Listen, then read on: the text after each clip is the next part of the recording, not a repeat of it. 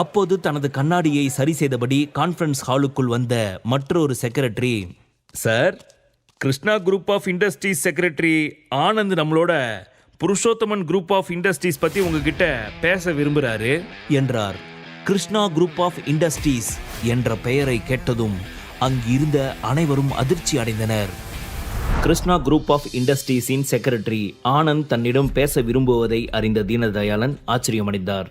அவர் என்கிட்ட என்ன பேச விரும்புகிறாரு என்று தீனதயாளன் ஆச்சரியத்துடன் கேட்டார். அங்கிருந்த அனைவரும் கவலையுடன் காணப்பட்டனர். அவர் என்கிட்ட பேச நினைக்கிறாரா இல்ல யஷ்வந்த் கிட்ட பேச நினைக்கிறாரா? கிருஷ்ணா குரூப் ஆஃப் இண்டஸ்ட்ரீஸ்க்கும் புருஷோத்தமன் குரூப் ஆஃப் இண்டஸ்ட்ரீஸ்க்கும் என்ன சம்பந்தம் என்று தீனதயாளன் யோசித்தார். யஷ்வந்த், உனக்கும் அவங்களுக்கும் ஏதாவது தொடர்பு இருக்கா? நீ எதுக்காவது அவங்கள காண்டாக்ட் பண்ணியா என்று தீனதயாளன் யஷ்வந்திடம் கேட்டார். இல்ல, நான் அப்படியெல்லாம் எதுவும் பண்ணல என்று யஷ்வந்த் சொன்னார். கிருஷ்ணா குரூப் ஆஃப் இண்டஸ்ட்ரீஸ் வணிகத் துறையில் நாட்டின் மிகப்பெரிய இண்டஸ்ட்ரி ஆகும். அவர்களுடன் மோத யாருக்கு தைரியம் இருக்க போகிறது? விக்ரம் சொன்ன ஒரே வார்த்தையில் கிருஷ்ணா குரூப் புருஷோத்தமன் குரூப்பை முற்றிலும் திவாலாகிவிட்டது. சரி, போனை கனெக்ட் பண்ணுங்க, அவங்க என்னதான் சொல்றாங்கன்னு கேட்போம், அதுக்கப்புறம் ஒரு முடிவுக்கு வருவோம் என்று தீனதயாளன் சொன்னார். அவர் சொன்னதை கேட்ட செக்ரட்டரி உடனடியாக போனை கனெக்ட் செய்தார். செக்ரட்டரி போனை கனெக்ட் செய்ததும் ஹலோ என்று தீனதயாளன் சொன்னார். நீங்க தீனதயாளன் தானே என்று மறுபுறம் இருந்து ஒரு குரல் கேட்டது. ஆமா என்று தீனதயாளன் பணிவுடன் சொன்னார்.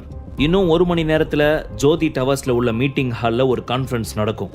அதுல புருஷோத்தமன் குரூப் ஆஃப் இண்டஸ்ட்ரீஸோட டைரக்டர்ஸ் எல்லாரும் கலந்துக்கணும். அந்த மீட்டிங்ல புருஷோத்தமன் குரூப் ஆஃப் இண்டஸ்ட்ரீஸோட பிசினஸ் பத்தி டிஸ்கஸ் பண்ண போறோம். குறிப்பா இந்த மீட்டிங்ல உங்க தம்பி யஷ்வந்தோட மகன் சங்கரும் கலந்துக்கணும் என்று செக்ரட்டரி ஆனந்த் சொன்னார். அதை கேட்ட தீனதயாளனின் முகம் வெளிரியது. புருஷோத்தமன் குரூப் ஆஃப் இண்டஸ்ட்ரீஸ் அதன் சாம்ராஜ்யத்தை இழந்த வேதனை அவர் முகத்தில் தெளிவாக தெரிந்தது. ஆனந்த் தன் மகனின் பெயரை குறிப்பிட்டு சொன்னதை கேட்ட யஷ்வந்த் பதற்றமடைந்தார். ஆனந்த் சங்கரின் பெயரை குறிப்பிட்டு சொன்னதும் அங்கிருந்த அனைத்து டைரக்டர்களும் அவரை கோபமாக முறைக்க தொடங்கினர். அவர் குறிப்பாக சங்கரின் பெயரை சொல்கிறார் என்றால் இதற்கெல்லாம் சங்கர் தான் காரணம் என்பதை அங்கிருந்த அனைவரும் உணர்ந்தனர். கிருஷ்ணா குரூப் நினைச்சா எது வேணாலும் பண்ண முடியும், புருஷோத்தமன் குடும்பத்தால அவங்கள ஒண்ணுமே பண்ண முடியாது. இந்த சங்கர் எதுக்காக அவங்க கிட்ட போய் பிரச்சனை பண்ணா? இப்ப இவன் கெட்டதும் இல்லாம நம்மளையும் சேர்த்து கெடுத்துட்டானே என்று அங்கிருந்த அனைவரும் சங்கரை திட்டினர். அதே நேரம் தீனதயாளன் புருஷோத்தமன் குடும்பத்தை சேர்ந்தவர்கள் மற்றும் ஷேர் ஹோல்டர்ஸ் அனைவரையும் உடனடியாக மீட்டிங்கில் கலந்து கொள்ளுமாறு உத்தரவிட்டார். அடுத்த அரை மணி நேரத்தில் அனைவரும் மீட்டிங் ஹாலில் கூடியிருந்தனர். சங்கரும் அந்த மீட்டிங்கிற்கு வந்திருந்தான். 1 மணி நேரம் ஆகிவிட்டது. அனைவரும் மீட்டிங் ஹாலில் பதற்றத்துடன் காத்திருந்தனர். ஆனால் 1 மணி நேரம் கடந்த பிறகும் கிருஷ்ணா இண்டஸ்ட்ரீஸில் இருந்து யாரும் வரவில்லை. தீனதயாளன், யஷ்வந்த் இருவரும் மீட்டிங் ஹாலிற்கு வெளியே இருந்த வராண்டாவில் கிருஷ்ணா குரூப் ஆட்களின் வருகைக்காக காத்திருந்தனர். வரவேண்டிய நேரம் கடந்து அவர்கள் வரவில்லை. ஆனால் அது பற்றி ஃபோன் செய்து கேட்க கூட அவர்களுக்கு தைரியம் இல்லை. அண்ணா, பேசாம ஃபோன் பண்ணி கிருஷ்ணா குரூப்ல இருந்து யாராவது வராங்களா இல்லையான்னு கேட்கலாமா? எல்லா ஷேர் ஹோல்டர்ஸும் ரொம்ப நேரமா வெயிட் பண்ணிக்கிட்டு இருக்காங்க, அவங்கள வெயிட் பண்ண வைக்கிறது கொஞ்சம் சங்கடமா இருக்கு என்று யஷ்வந்த் சொன்னார். அங்கிள், எல்லாரையும் பேசாம இங்கிருந்து அனுப்பிடலாம். கிருஷ்ணா குரூப்ல இருந்து ஆளுங்க வந்த அப்புறம் இவங்கள மறுபடியும் வர சொல்லலாம், அது ஒன்றும் பெரிய விஷயம் இல்லையே என்று ராகுல் சொன்னான். இல்ல ராகுல், இப்போ நம்ம கிட்ட வேற வழி இல்லை, நம்ம வெயிட் பண்ணி தான் ஆகணும். ஏன்னா புருஷோத்தமன் குரூப் முழுக்க இப்போ கிருஷ்ணா குரூப் கையில போயிடுச்சு என்று தீனதயாளன் சொன்னார். இன்னும் எவ்வளவு நேரம் தான் வெயிட் பண்ணணும்? இந்த கிருஷ்ணா குரூப்ல இருந்து ஏன் இன்னும் வராம இருக்காங்க? நானே இங்க ஜெனரல் மேனேஜரா தான் இருக்கேன். அப்படி இருக்கும்போது குறிப்பா நான் இந்த மீட்டிங் அட்டன் பண்ணணும்னு ஏன் சொன்னாங்க என்று நினைத்த சங்கர் பொறுமை இழந்தான். அப்பா, என்னப்பா இது? புருஷோத்தமன் குரூப் டைரக்டர்ஸ் எல்லாரும் ஆஃப்டர் ஆல் கிருஷ்ணா குரூப் செக்ரட்டரிக்காக வெயிட் பண்றோம். இதை நினைக்கும் போது எனக்கு அசிங்கமா இருக்கு என்று சங்கர் சொன்னான். அவனை முறைத்து பார்த்த யஷ்வந்த், வாய மூடு முட்டாள். கிருஷ்ணா குரூப் ஆஃப் இண்டஸ்ட்ரீஸ் பத்தி உனக்கு என்ன தெரியும்? அவங்க பேரை சொன்னாலே பிசினஸ் வேர்ல்டு முழுக்க நடுங்கும். அவங்க உன்னை குறிப்பா வர சொல்லிருக்காங்கன்னா நீ தான் ஏதோ பண்ணிருக்க. உன்னாலதான் நம்ம கம்பெனி இன்னைக்கு இவ்வளவு பெரிய லாஸ சந்திச்சிருக்கு என்று கத்தினார். அவர் சொன்னதுதான் அங்கிருந்த அனைவரின் மனதிலும் இருந்தது. கான்ஃபரன்ஸ் ஹாலில் ஏசி ஓடிக்கொண்டிருந்தாலும் டென்ஷனில் அனைவருக்கும் ஏர்த்து கொட்டியது. சரியாக அதே சமயம் ஒரு வாலிபன் 2 லாயர்கள் மற்றும் மேலும் சில ஆட்களுடன் கான்ஃபரன்ஸ் ஹாலுக்குள் நுழைந்தான். Hello everyone, I'm Anand. Purushothaman group of இண்டஸ்ட்ரீஸை டேக் ஓவர் பண்றதுக்கான இந்த மீட்டிங்கை நான் தான் தலைமை தாங்க போறேன் என்று அவன் தீவிரமான குரலில் சொன்னான். அங்கிருந்த அனைவரும் அவன் சொன்னதை அமைதியாக கேட்டனர். அப்புறம் இனி புருஷோத்தமன் குரூப் ஆஃப் இண்டஸ்ட்ரீஸோட புதிய சேர்மன் நான் தான் என்றவன் அங்கிருந்த சேர்மன் சீட்டில் நிதானமாக அமர்ந்தான். புருஷோத்தமன் உயிருடன் இருந்தவரை அவர்தான் சேர்மனாக இருந்தார். அவர் இறந்த பிறகு யாரும் அந்த சீட்டில் அமரவில்லை. அன்று முதல் அந்த சீட் காலியாகவே உள்ளது. தீனதயாளன் மற்றும் யஷ்வந்த் இருவரும் எக்ஸிகியூட்டிவ் டைரக்டர்களாக இருந்தனர். ஆனால் யாரும் சேர்மனாக இருக்க முன்வரவில்லை. இன்று சேர்மேன் சீட்டில் வெளியால் ஒருவர் வந்து அமர்ந்தது அங்கிருந்த புருஷோத்தமன் குடும்பத்தை சேர்ந்தவர்களுக்கு பிடிக்கவில்லை. ஆனால் கிருஷ்ணா குரூப்பை சேர்ந்தவர்களை எதிர்க்க யாருக்கும் தைரியம் இல்லை. அவர்களிடம் இப்போது வேறு வழி இல்லை. இந்த மாற்றத்தை அவர்கள் ஏற்றுக்கொள்ளத்தான் வேண்டும்.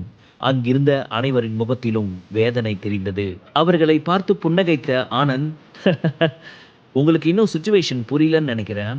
சரி, நானே எக்ஸ்பிளைன் பண்ணுறேன். இப்போ புருஷோத்தமன் குரூப் ஆஃப் இண்டஸ்ட்ரீஸோட 55% ஷேர் என்கிட்ட இருக்கு. அது மட்டும் இல்லை, 20 ஜுவல்லரியோட மேனுஃபேக்சரிங் சென்டர்ஸோட 30 கடைகள் என்னோட கண்ட்ரோலில் இருக்கு. அதனால் நான் சேர்மனாக இருக்கிறதுல யாருக்கும் எந்த ஆட்சேபனையும் இருக்காதுன்னு நினைக்கிறேன் என்று தீவிரமான குரலில் சொன்னான். அவர் சொன்னதை கேட்ட யாரும் எதுவும் சொல்லவில்லை. எல்லோரும் அமைதியாக அவனை பார்த்து கொண்டிருந்தனர். இதற்கிடையில் அவனுடைய செக்ரட்டரி அங்கிருந்த அனைவரிடமும் சில பேப்பர்களை கொடுத்தார். அவர்கள் அது என்ன என்பது போல் ஆனந்தை பார்த்தனர். அதெல்லாம் கம்பெனி பிளான் சம்பந்தப்பட்ட டாக்குமெண்ட்ஸ், எல்லாத்தையும் ஒரு முறை படிச்சு பாருங்க என்று ஆனந்த் சொன்னான். கம்பெனி டைரக்டர்கள் அனைவரும் தீவிரமான முகத்துடன் அந்த பேப்பரை படிக்க தொடங்கினர். அவர்கள் அதை படித்து கொண்டிருந்த போது, இங்க சங்கர் யாரு என்று ஆனந்த் கேட்டான். நான் தான் சங்கர். எனக்கும் உங்களுக்கும் என்ன சம்பந்தம் என்று சங்கர் கேட்டான். கம்பெனியில் உன்னோட நிலைமை தெரிஞ்சு நீ ரொம்ப ஆடிட்ட என்றவன் அங்கிருந்த பேப்பர் வெயிட்டை சங்கரை நோக்கி பலமாக வீசினான். அது நேராக சங்கரின் வயிற்றில் தாக்கியது. அதன் காரணமாக அவன் வயிற்றில் கடுமையான வலி ஏற்பட்டது. அவன் மீட்டிங்கிற்கு வருவதற்கு முன்புதான் சாப்பிட்டான். எனவே ஆனந்த் அடித்த அடியில் சாப்பிட்ட உணவு முழுவதையும் சங்கர் வாந்தி எடுத்தான்.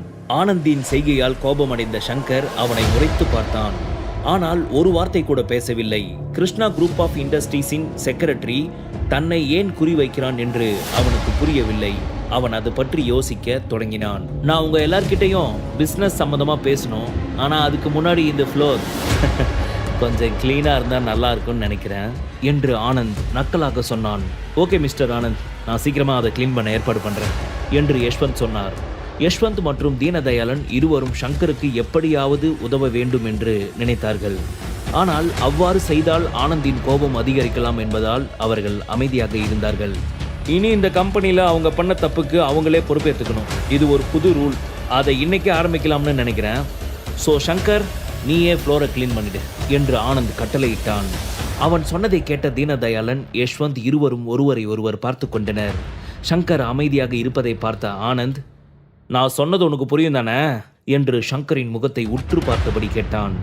கிருஷ்ணா குரூப் ஏற்கனவே தங்கள் ஆதிக்கத்தை நிலைநாட்ட ஆரம்பித்து விட்டது என்பது அங்கிருந்த அனைவருக்கும் புரிந்தது. சேர்மன் ஆனந்த், ப்ளீஸ் அவர்கிட்ட கொஞ்சம் கைண்டாக நடந்துக்கோங்க. அவன் எப்படி ஃப்ளோரை க்ளீன் பண்ண முடியும்? ப்ளீஸ் அவனை விட்டுடுங்களேன் என்று யஷ்வந்த் கெஞ்சினார். அவரை கண்டு கொள்ளாமல் சங்கரை பார்த்த ஆனந்த், இங்க பாரு சங்கர், இப்போ நான் சொன்னதை நீ செய்யலனா இங்கிருந்து கிளம்பிட்டே இருக்கலாம். நாளையிலிருந்து நீ ஜோதி டவர்ஸ்க்கு வர வேண்டிய அவசியமும் இல்லை. அது மட்டும் இல்லை, நாளைக்கே உன்னுடைய ஃபேக்டரிக்கும் நகை கடைக்கும் என்னோட டீம் அனுப்புறேன். அவங்க 24 ஹவர்ஸ்ல எல்லாத்தையும் ஃபிக்ஸ் பண்ணிடுவாங்க என்று கடுமையாக சொன்னான். Anand Krishna group of industries டைரக்டரின் பர்சனல் செக்ரட்டரியாக இருக்கிறான். அவன் கிருஷ்ணா குரூப்பில் நீண்ட காலமாக பணிபுரிகிறான். அவனிடம் அறிவும் அனுபவமும் அதிகம் இருந்தன. ஆனந்தின் வார்த்தைகளை கேட்ட யஷ்வந்தின் முகம் வெளியேறியது. பயத்தில் அவன் உடல் நடுங்கத் தொடங்கியது. ஆனந்த் நினைத்தால் இப்போதே அவர்களை ஃபேக்டரியை விட்டு தூக்கி எறியலாம். அப்படி நடந்துவிட்டால் அவன் ஜோதி டவர்ஸில் அவர்களை மீண்டும் கால் வைக்க விடமாட்டான். சொத்து, பணம், அந்தஸ்து, கார், ஃபேக்டரி அனைத்தையும் இழந்து நடுத்தெருவில் நிற்கும் அபாயம் இருந்தது. இதையெல்லாம் நினைத்து தீனதயாளனும் யஷ்வந்தும் பயந்து நடுங்கினார்கள். டேய், சேர்மன் சொல்றது காதுல விழல, அவர் சொன்ன மாதிரி செய் என்ற யஷ்வந்த் சற்றும் தயங்காமல் சங்கரின் கன்னத்தில் அறைந்தார். அவர் விட்ட அறையில் சங்கரின் கன்னத்தில் அவர் கைவிரல் பதிந்தது. அப்பா, என்ன சொல்றீங்க என்று கேட்ட சங்கரின் கண்களில் கண்ணீர் ததும்பி நின்றது. இவ்வளவு பெரிய அவமானத்தை சந்திக்கும் அளவிற்கு தான் அப்படி என்ன தவறு செய்து விட்டோம் என்று அவன் யோசித்தான். உண்மையில் புருஷோத்தமன் குடும்பத்தை சேர்ந்த அனைவரின் முன்பும் தரையை சுத்தம் செய்வது மிகவும் அவமானகரமான விஷயம். அதன் பிறகு அவனால் எப்படி அனைவரிடமும் தன் முகத்தை காட்ட முடியும்? சங்கர் இன்னும் யோசித்துக் கொண்டிருப்பதை பார்த்த யஷ்வந்த் மீண்டும் அவன் கன்னத்தில் அடித்தவர், உன் அப்பா தெருவில் நின்று பிச்சை எடுக்கணும்னு நினைக்கிறியா? முதல்ல போய் ஃப்ளோரை க்ளீன் பண்ணு என்றார். வேறு வழி இல்லாமல் சங்கர் தரையை சுத்தம் செய்ய தொடங்கினான். அதை பார்த்த புருஷோத்தமன் குடும்பத்தை சேர்ந்த அனைவருக்கும் மனதில் கஷ்டமாக இருந்தது. அப்போதுதான் புதிய சேர்மன் கோபம் எவ்வளவு மோசமானது என்பது அவர்களுக்கு புரிந்தது. Purushothaman group of industry Krishna குரூப்பின் கைகளுக்கு சென்றதற்கு சங்கர் தான் காரணம் என்பதால் அவனுக்கு இழைக்கப்பட்ட அவமானத்திற்காக யாரும் பெரிதாக வருந்தவில்லை. சங்கர் தரையை சுத்தம் செய்வதை பார்த்த ஆனந்தின் கோபம் சற்று குறைந்தது. பின்னர் அங்கிருந்த அனைத்து டைரக்டர்களையும் பார்த்தவன், நான் உங்ககிட்ட கொடுத்த பேப்பர்ஸ் எல்லாத்தையும் படிச்சிட்டீங்களா என்று கேட்டான். அனைவரும் தலையசைத்தனர். எங்க கிருஷ்ணா குரூப் புருஷோத்தமன் ஜுவல்லரி குரூப்பை டேக் ஓவர் பண்ணவும் டெவலப் பண்ணவும் ஆர்வமா இருக்கும். நீங்க இனி எதை பத்தியும் கவலைப்பட வேண்டிய அவசியம் இல்லை. உங்ககிட்ட கொடுத்துருக்க பேப்பரில் இந்த கம்பெனியை எப்படி டெவலப் பண்ண போகிறோம்னு எக்ஸ்பிளைன் பண்ணியிருக்கோம். அதனால் உங்கள் ஷேரில் எந்த லாஸும் இருக்காது. இனி இந்த கம்பெனிக்கு ப்ராஃபிட் மட்டும்தான் கிடைக்கும். முன்னை விட இந்த கம்பெனியோட growth நல்லா இருக்கும்னு நான் உங்களுக்கு கேரண்டி தரேன் என்று ஆனந்த் சொன்னான். அவன் சொன்னதை கேட்ட அனைவரும் தலையசைத்தனர். வேறு எதுவும் பேசவில்லை. ஆனந்த் சொன்னதில் இருந்து அவர்களுக்கு ஒரு விஷயம் தெளிவாக புரிந்தது. கிருஷ்ணா குரூப் புருஷோத்தமன் குரூப்பை வளர்க்க விரும்புகிறது, ஆனால் அதை அழிக்கும் எண்ணம் அவர்களுக்கு இல்லை. மேலும் அவர்கள் வகுத்துள்ள விதிகள் மற்றும் விதிமுறைகள் மற்ற பங்குதாரர்களுக்கு எந்த பிரச்சனையும் இல்லாமல் இருக்கிறது. உண்மை என்னவென்றால் இம்முறை முன்பை விட அதிக லாபம் கிடைக்க வாய்ப்புள்ளது. அதனால் கிருஷ்ணா குரூப்புடன் இணைந்து பணியாற்றுவதில் அவர்களுக்கு எந்த ஆட்சேபனையும் இல்லை. புது சேர்மன் ஆனந்த் சொன்னது எனக்கு ரொம்ப பிடிச்சிருக்கு. சேர்மனுடைய ஸ்ட்ராட்டஜியை நான் ஒத்துக்கிறேன் என்று டைரக்டர்களில் ஒருவர் சொன்னார். இதேபோல் அங்கிருந்த மற்ற அனைத்து டைரக்டர்களும் ஆனந்திற்கு ஆதரவாக பேசினர். அவன் தலைமையை முழு மனதுடன் ஏற்றுக்கொண்டனர். இனி புருஷோத்தமன் குரூப்பில் நிறைய மாற்றங்கள் வரும் என்று அவர்களுக்கு புரிந்தது.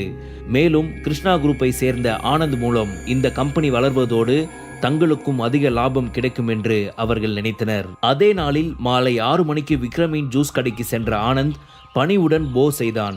விக்ரமின் முன் கைகட்டி நின்று ஜோதி டவர்ஸில் அன்று நடந்த மீட்டிங்கை பற்றி விவரமாக சொன்னவன் அங்கு எடுக்கப்பட்ட வீடியோவை விக்ரமிற்கு போட்டு காட்டினான்.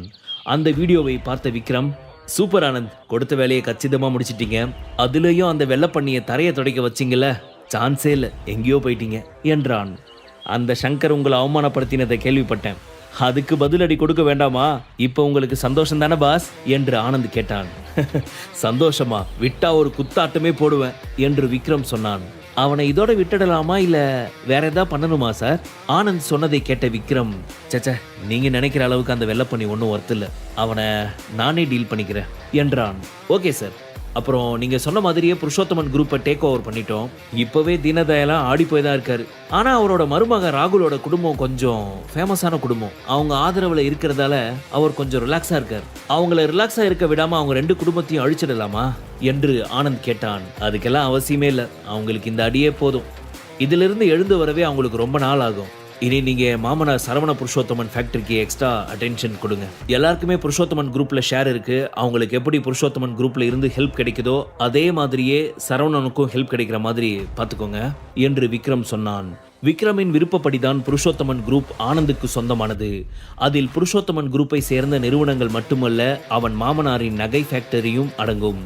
இப்போது அவன் மாமனாரின் நகை ஃபேக்டரியும் மற்ற ஃபேக்டரிகளைப் போல வளர்ச்சி அடையும் என்பதில் அவன் மகிழ்ச்சி அடைந்தான். நீங்கள் சொல்கிற மாதிரியே நான் பண்ணிடுறேன் சார். அப்புறம் போர்டு மெம்பர் மிஸ்டர் சரவணனுக்கு ஏதாவது முக்கியமான பதவி கொடுக்கணுமா என்று ஆனந்த் கேட்டான். என்னப்பா ஆனந்த், எனக்கே மஸ்கா போட பார்க்குறியா? நான் சொன்னதை மட்டும் செய், அது போதும். உன் புத்திசாலித்தனத்தை என்கிட்ட காட்டாத, சரியா என்று விக்ரம் சொன்னான். சாரி சார், நீங்கள் சந்தோஷப்படுவீங்களேன்னு தான் நான் அப்படி கேட்டேன் என்று ஆனந்த் சொன்னான். விக்ரமை பற்றி அறிந்திருந்ததால் ஆனந்த் அவன் அன்பை பெற எதையும் செய்ய தயாராக இருந்தான். அது விக்ரமிற்கு புரிந்தது. ஆனந்தை பார்த்து புன்னகைத்த விக்ரம், மகிழ்ச்சி என்றவன், அப்புறம் ஆனந்த், கம்பெனிக்கு நல்ல ஜுவல்லரி டிசைனரும் சீஃப் டிசைனரும் தேவைன்னு பேப்பர்ல ஆட் கொடுங்க என்றான். அவன் ஏன் அவ்வாறு சொல்கிறான் என்று புரியாவிட்டாலும், ஓகே சார், நீங்க சொன்னபடியே நான் ஆட் கொடுத்துட்றேன் என்று ஆனந்த் சொன்னான்.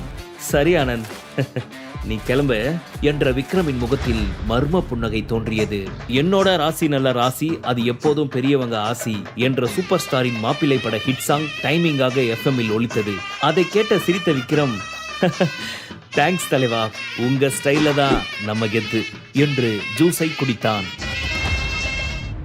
முழு கதையையும் கேட்டு மகிழ பாக்கெட் FM ஆப்பை டவுன்லோட் செய்யுங்கள்.